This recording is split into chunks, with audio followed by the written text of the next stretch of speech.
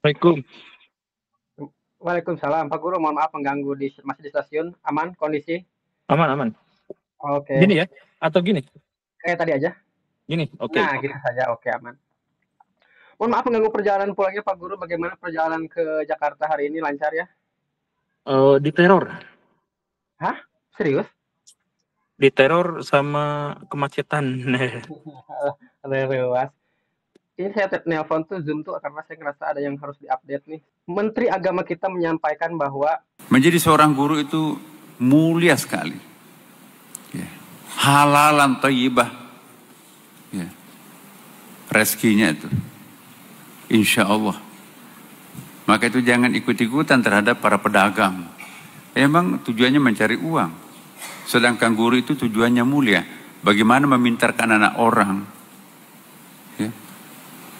Itu tujuannya, bukan cari uang. Kalau mau cari uang jangan jadi guru, jadi pedagang lah. Ya, tetapi insya Allah pekerjaan yang paling mulia itu adalah memintarkan orang yang bodoh, itu amal jariah. Lebih kuat amal jariahnya daripada pedagang membangun masjid. videonya udah nonton. Pak Guru udah nonton? Udah, dan itu sesat pikir ya, sangat sesat pikir. Jadi Bapak Menteri ya, Bapak Menteri Agama. iya, Bapak Menteri Agama itu sesat pikir dalam hal beliau itu menyatukan antara guru sebagai status dengan guru sebagai profesi. Guru sebagai status profesi dan guru sebagai peran. Nah, ini cacat logikanya tuh di sini. Jadi maksudnya gini, Bapak Ibu, Akang Teteh dan Pak Menteri yang terhormat, guru yang sebagai peran itu adalah sesuatu yang sangat mulia, sesuatu yang sangat baik, sesuatu yang suci, tulus, itu benar. Dan itu mau digaji, mau nggak digaji juga nggak apa-apa. Guru sebagai peran. Dan karena guru sebagai peran, maka dia bisa siapapun. Bisa dirimu ini admin, itu bisa jadi guru. Kemudian anak kecil bisa jadi guru. Kemudian orang tua kepada anaknya itu juga bisa jadi guru. Karena bukan profesi, tapi peran. Maksudnya dia melakukan upaya perbaikan dan perubahan menjadi lebih baik. Jadi guru itu profesi peran yang membuat seseorang dari buruk menjadi baik, dari jahat menjadi baik, dari tidak bisa menjadi bisa, dari tidak ahli menjadi ahli. Nah, itu peran. Nah, karena peran itu tuh bisa dipakai sama siapapun, bisa digunakan oleh siapapun, bisa dijangkau oleh siapapun. Ada bapak-bapak pengemis bisa mengajarkan etika yang baik kepada pejabat misalkan. Itu berarti guru, dia dalam konteks itu sebagai guru, dia berperan sebagai guru. Dan karena itu dia tinggi sekali, suci sekali karena mencoba untuk menjadi um, menjadi jembatan untuk orang lain bisa mengubah dirinya menjadi lebih baik gitu. Nah, sedangkan guru sebagai profesi dan sebagai status itu wajib disejahterakan karena dia berprofesi. Saya berprofesi sebagai guru honor. Apakah saya bisa berperan sebagai guru?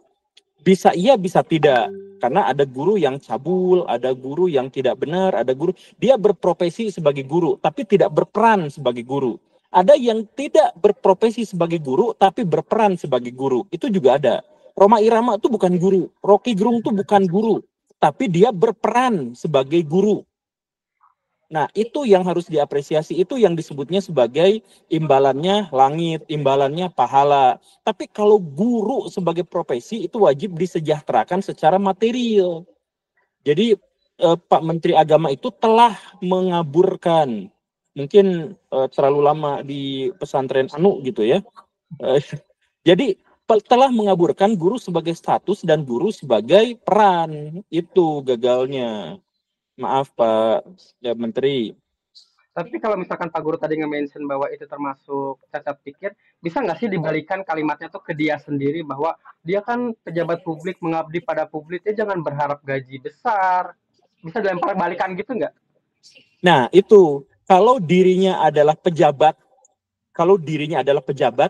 maka dia wajib dapat duit, dapat tunjangan, dapat gaji karena dia pejabat profesi berhubungan dengan itu. Tapi kalau dia adalah orang yang mengemban amanah, maka dia nggak usah dibayar. Jadi dalam hal ini dia adalah menteri agama. Kalau dia adalah pejabat menteri agama, dia wajib dibayar. Tapi kalau amanah saya adalah menjadi menteri, maka dia bayarannya dari akhirat saja. Nah, itulah yang membedakan status dan peran.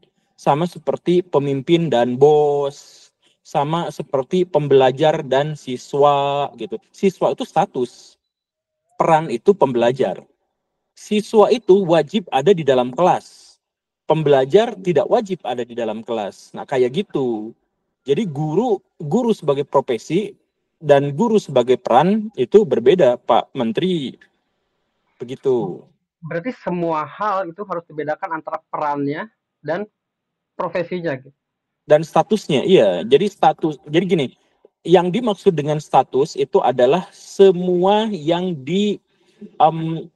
diberikan masyarakat kepada satu individu. Itu status. Misalkan dirimu statusnya sebagai apa? Sebagai suami, sebagai Pak RT, nah itu tuh diberikan orang lain pada dirimu kan? Jadi kalau misalkan jadi Pak RT itu kan diberikan orang lain pada dirimu kan? Nah, status Pak RT, kalau dirimu udah jadi Pak RT, berperan sebagai apa?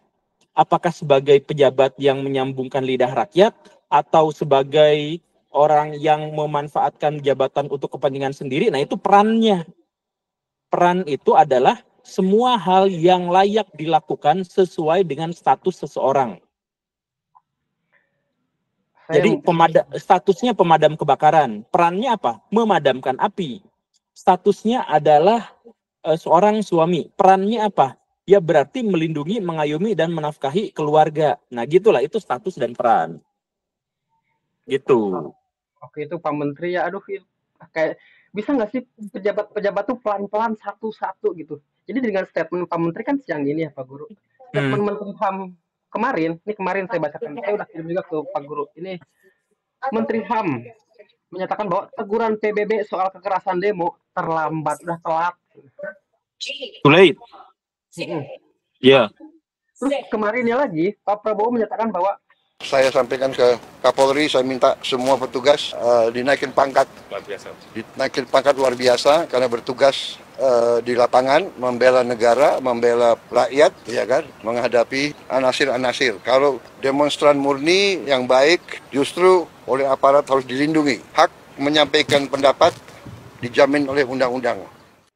Bisa nggak sih satu-satu gitu melakukan statement-statement yang membuat kita tuh kayak gitu. Iya, jadi pertama untuk Pak Menteri Hukum dan HAM ya, ini beliau mengatakan bahwa PBB itu terlambat. Seingat saya sih yang terlambat itu adalah pemerintah. Jadi pemerintah itu seharusnya sudah memiliki ancang-ancang, sudah memiliki antisipasi. Bahkan SOP-nya tuh ada. Hak asasi manusia dipertahankan dalam situasi demo dan sebagainya, itu tuh udah ada SOP-nya. Sok, baca, lihat. Jadi kalau misalkan terjadi kekerasan yang menyebabkan kematian dan sebagainya, nah itu artinya si pejabat-pejabat dan perwira di situ itu terlambat untuk mengantisipasi.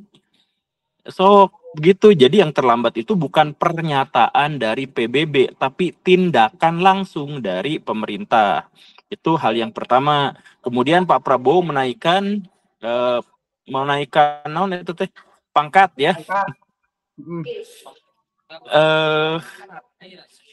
Saya tuh gimana ya, Pak Prabowo tuh sering sekali naikin pangkat orang-orang yang kayak kemarin ada mantan koruptor dikasih penghargaan gitu ya. Nah, kenapa seperti itu? Saya tuh berulang-ulang mengatakan bahwa Pak Presiden kita itu memang entah mentulikan diri atau ditulikan sama orang-orang di sekitarnya. Jadi keresahan masyarakat, kegelisahan masyarakat, amarah masyarakat itu tuh nggak kedengeran ke kuping beliau, tuh sama sekali nggak kedengeran. Jadi dia naikin pangkat itu karena informasi sepihak, dia nggak lihat bagaimana reaksi masyarakat gitu. Satu-satunya situasi di mana Pak Prabowo itu kelihatan turun ke lapangan dan ngobrol bersama rakyat, pas kemarin ada ojol yang meninggal, innalillahi, semoga kebaikan buatnya. Disitulah Pak Prabowo turun Sebelumnya kapan? Enggak. Pak Prabowo itu memang terlalu melangit. Pak Prabowo itu terlalu elitis, menara gading, terlalu ada di atas gitu. Nah, jadi si rakyat tuh yang di bawah tuh gak kedengeran dia ngomong apa gitu. Ah, nggak kedengeran. Jadi dia naikin ini, naikin apa. Dia tuh gak tahu reaksi masyarakat tuh kayak gimana. Dia tuh gak tahu amarah masyarakat tuh kayak gimana. Jadi nggak tahu. Itu masalah utama dari Pak Presiden kita itu.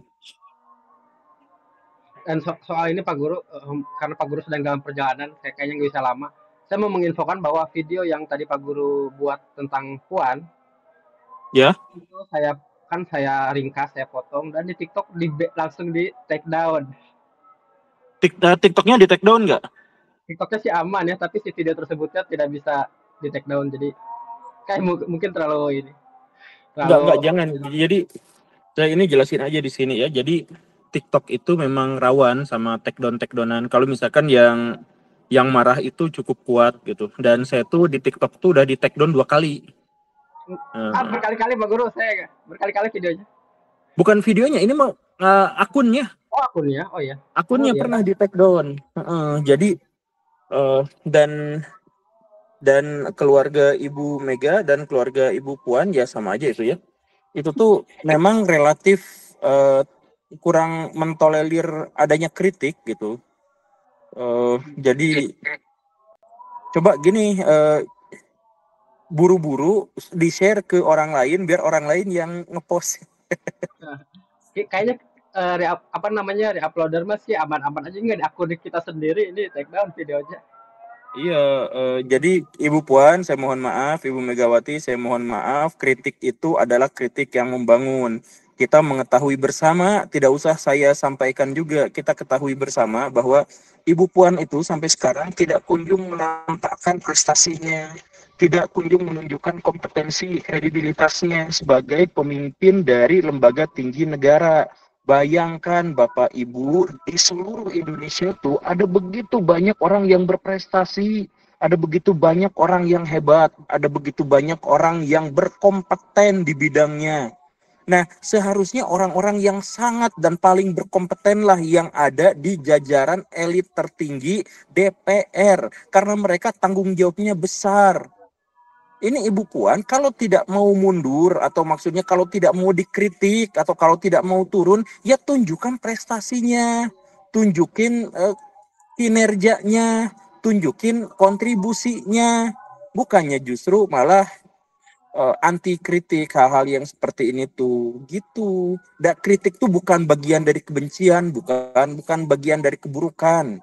Kritik itu adalah menunjukkan perspektif dari pihak lain yang kadang-kadang memang negatif atau sepenuhnya memang negatif, tapi perspektif negatif itu bukan berarti menghasilkan sesuatu yang buruk. Kalau Ibu Puan Maharani misalkan dapat kritikan kemudian menerima dan berterima kasih bla bla bla bla, itu yakin rakyat Indonesia juga akan apresiasi gitu sih Bu. Sama ini terakhir lagi Pak Guru, terakhir terus. Presiden mengatakan bahwa DPR diminta untuk bertemu dengan influencer atau siapapun yang bisa diajak negosiasi, dan banyak yang mention Guru Gembul. Semoga DPR beneran berani untuk berdialog. Pak Guru yakin nggak DPR berani berdialog dengan siapapun, termasuk dengan Guru Gembul? Kabar buruk ya, nggak tahu sih kalau sekarang. Halo. Ada terdengar aman. Oh iya, ada. Ya kabarnya itu gini, kemarin banget sekitar 3 hari yang lalu ada pejabat dari Kementerian ditawarin sama orang untuk ngobrol sama saya. Oh, dianya langsung ketakutan. Wah, nanti saya habis dikritik sama Guru Gembul. Padahal mah kalau ngobrol mah hayu aja ngobrol ya gitu. Cuman sekali lagi ya, ini mah bukan kebencian, bukan apa. Jadi kalau misalkan ada orang DPR yang mau, ya harus wajib, bukan kepada influencer yang subrekernya banyak, bukan, tetapi kepada siapapun yang mampu menyampaikan aspirasi dari rakyat. Karena selama ini DPR memang sulit sekali untuk bisa mendengar aspirasi dari rakyat. Maka kita apresiasi kalau Pak Prabowo menyuruh atau meminta atau menyarankan anggota DPR untuk berdiskusi dengan kami para influencer. Hayu, saya mah sangat siap. Hayu, hayu, hayu. Dan ini adalah bagian dari membangun negara. Jadi hayu teman-teman yang nanti siapapun panitia yang kalau memang ada diskusi itu, nomor saya ada di deskripsi. Oke gitu Pak Guru ya. Hayu, hayu. Oke, Pak Guru terima kasih ya mengganggu perjalanannya. Assalamualaikum warahmatullahi wabarakatuh. Waalaikumsalam warahmatullahi wabarakatuh.